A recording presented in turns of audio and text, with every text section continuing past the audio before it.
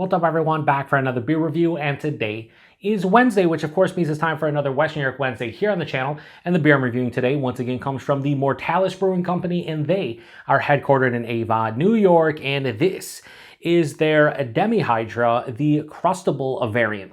So this is a sour ale brewed with grape, strawberry, and peanut butter. Comes in 5% alcohol by volume. No IBUs listed. Time of review, and this can is just over 1 month old. So I know this year I said that I wanted to be a little bit more diverse in the breweries that I review on the channel when it comes to Western New York Wednesdays. I think I've done a pretty good job through the first half of this year. However, lately I reviewed a beer from Big Ditch. I've already reviewed one from Mortalis, going back to them. The reason for that is I picked up a couple Mortalis beers. Big Ditch had a new release. So starting in August, we're going to get back to diversifying Western New York Wednesdays with some brews I haven't reviewed their beers in many years, and some other new ones and whatnot. But got a couple Mortalis beers I wanted to check out, and this is one of them. So if you know about Mortalis, you know that their Hydra series is pretty much their most popular series. It's a heavily fruited / smoothie sour ale series, 7% alcohol by volume typically, blended with a bunch of different ingredients depending on the variant, a lot of fruit puree, and so on and so forth. So they wanted to make a lighter version of Hydra, so they came out with this Demihydra series. They've released 3 beers to date, and I'm paraphrasing what they say about this series, but more or less they want something that's lighter-bodied, easier to drink, and a lower ABV. So this, and I think the other 2 that they released, are 5% alcohol by volume instead of 7. Lighter-bodied means probably you're not going to see a ton of like fruit puree and everything going on in this one. Then on top of that, I think they're going to make it where maybe it's not as intense with the flavors, therefore making it a little bit easier to drink. I don't know, but this is the Crustable variant. Obviously, they're going for Crustables. Who doesn't love peanut butter and jelly? I mean, I'm sure there's people out there that don't like it, but I love it. It's very nostalgic. Loved it as a kid. Sometimes I crave it nowadays, and I like beers that are peanut butter and jelly flavored. So I'm thinking I'm going to really enjoy this one. I guess we're going to find out. So we'll crack this one open and get in the glass. I'm curious to see if it has, the kind of pectin and everything you get from these, or just going to be heavily fruited without that. Well, it certainly looks like there's grape and strawberry in this. Fizzing up big time. So yeah, it kind of looks exactly how I thought it would, with some Dirty Glass Mafia going on. So we'll do something like that. But first, we'll let you, there is, excuse me, pectin, but it doesn't look as thick as a lot of the Hydras. It was definitely look thinner body, but it definitely has the pectin from the fruit puree and whatnot, and it's in the hashtag proper glassware, of course. But yeah, that just kind of looks like, some kind of a dark fruited beer of some sort. Has grape, strawberry in it, peanut butter, sure. Hold up to light, really can't tell. It has this magenta color to it. Had about a finger of this light pink colored head, now it's dissipated to basically nothing. It's probably the oils from the peanut butter, if we're being honest here. Yeah, that kind of looks what you'd expect this beer to look like, at least in my opinion. Anyway, let's get a nose. Yeah, it smells like a fucking Crustable. It smells like jam, like grape and strawberry jam, like if you mix them together. Definitely peanut butter in this one. And then it has like that kind of like bready, doughy kind of sensation in the nose that you would, put those ingredients on to make a peanut butter and jelly. It's very simplistic. The peanut butter is nice. It actually smells like peanut butter as opposed to like a roasted peanut or just a peanut in general. Sometimes they get boiled peanut. No, peanut butter for sure. And I think the grape is a little bit more intense than the strawberry from a fruit character.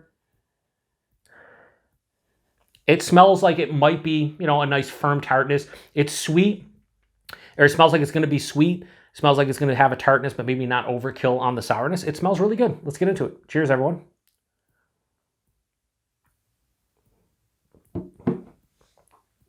That's fucking divine. Holy shit, is that good? All right, look. This is what I'll say about this. Off that first sip, if you're somebody who doesn't like these heavily fruited / smoothie / slushy sour ales because the body and the mouthfeel are a turnoff, aka you don't want to drink like a smoothie. A lot of them are so thick, they're almost a slushy or a smoothie-esque kind of consistency. And that turns a lot of people off because you're like, I'm drinking a beer. Why does it taste like that?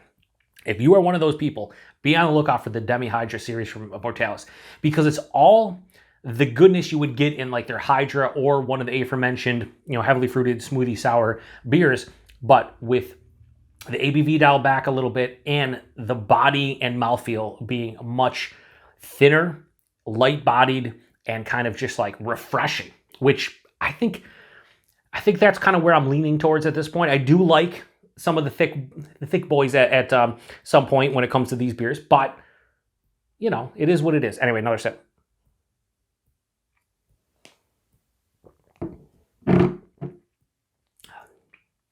So this is firmly tart into low sour. So the body is like higher side of light, lower side of medium, 5%. It's appropriate.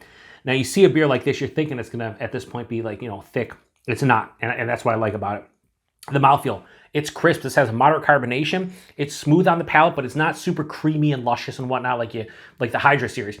So the body and mouthfeel is perfect for what they're describing this beer to be or this series to be. It's spot on.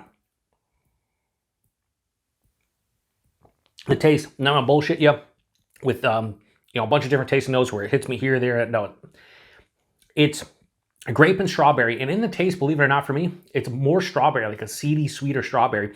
There is some grape, but it's more like a Concord grape. But the strawberry kind of, I won't say dominates the grape, but it's like 60-40, 70-30 strawberry to grape for me personally. The peanut butter is beautiful because it's actual peanut butter. It doesn't taste like roasted peanuts to me. It doesn't taste like boiled peanuts. It tastes like a creamy kind of peanut butter. So those three adjuncts are working beautifully hand in hand. And then there's this underlying bready, doughy character that brings everything together. They say Crustable, you can say peanut butter jelly sandwich, whatever. That's kind of what this is. Is it sweet? It is. Is it sickly sweet? It is not. It has a firm, sweetness. It is somewhat decadent and rich, but not over the top. And what really saves this beer for me as a whole, it has a firm, straight on, dry finish, but it also has a firm tartness. There's a little bit of acidity, but it's not over the top. So that dryness and that tartness really balances out the sweet characteristics of this one. This sounds stupid. As I was just formulating this thought in my mind, it's going to sound stupid, but this is a very drinkable peanut butter and jelly sour ale. Like it's not over the top in any way. It gives you exactly what you kind of want. If you're going to pick this one up, if you're at the store or you see them release this and you're on Instagram, you're like, oh, that sounds cool. I'd love to try it. It's exactly what it says it is. From the lighter body to the lower ABV, it's 5%. You really can't tell. It's super drinkable in comparison to a lot of the Hydras I've had. So this is for the folks who think the Hydras and those style of beers are just too big, body and mouthfeel wise, maybe a little bit too high in ABV. But they've pretty much, if this was a Hydra, it would be the exact same taste you get here, just with a thicker body and like a more smooth, creamy kind of mouthfeel. But I think from a refreshing standpoint and a drinkability standpoint, I want the body and mouthfeel to be like this. So this is fucking delicious. One more sip and I will rate it.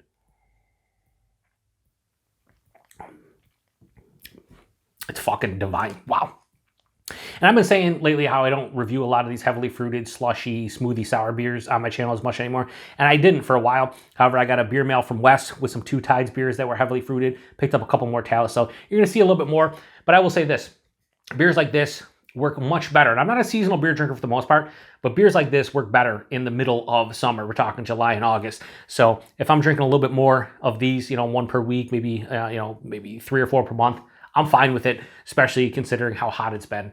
We've gotten a little bit of a break from it recently, but still pretty hot. Anyway, Demihydra, Crustable variant from Mortalis. For what it is a 5 out of 5. For my own personal preference, I'm not going much lower. This is a high 4.75, 4.8. I never thought I'd say that about this beer, but this is exactly what I want. You fucking say this is a sour ale with grape, strawberry, and peanut butter. They're going for a Crustable, aka peanut butter and jelly sandwich in sour ale form. They fucking nailed it. So again, if you're somebody who doesn't love the bodies of those smoothie sours, grab this one. It probably doesn't matter about the variant, and you should just probably grab it because it's going to be delicious. Anyway, and I love the label. I mean, the labels, this is going behind me at protection wall bottles and cans. It definitely is. I'm saving this for sure. Price point availability, I think these are $20 or $22 a 4-pack, where the Hydras are $25. Less than ABV. I'm fine with that. Is it a bit pricey? It sure is. But they use a lot of fruit puree to make something like that, and the peanut butter and everything. So it's not like it's super cheap to make. I think I paid like $6.50 for that can at Brewed and Bottled, Lewiston, New York. Shout out to Chris and Kenny over there. I always pay like an extra buck for a single, no matter where I shop. But $20 to $22, I'm fine with it. And the availability is Mortalis. If you're in New York State, you can get them a bunch of different places.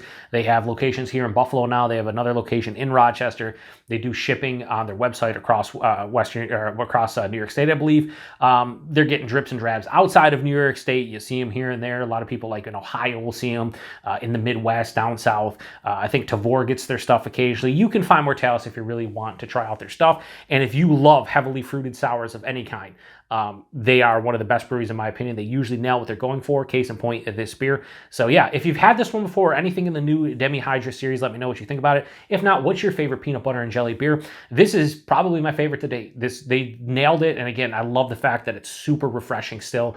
It's crisp. It's just an easy drinking beer despite everything going on with it. And that's kind of where my palate is nowadays. So kudos to Mortalis for kind of thinking outside the box and going, hey, I know not everybody loves the Hydras because of the body and mouthfeel. Let's give them something a little bit lighter bodied, lower ABV, and easier to drink. And that's what this is. Hopefully they continue the series. I hope it sells well because I'd love to see a lot of their classic Hydras just kind of dialed back like this because it would make it a lot more fun and easier to drink. Anyway, appreciate everybody stopping by for another West New York Wednesday. Check back next Wednesday. I have one more Mortalis beer. I think I'm just going to review that on a normal day, and we'll try to get back to something that isn't Mortalis or Big Ditch or one of the go-tos that I've been reviewing, over the past couple of years. Maybe I'll pick something randomly up that I haven't had in a long while. Anyway, appreciate it. Till the next one. Cheers.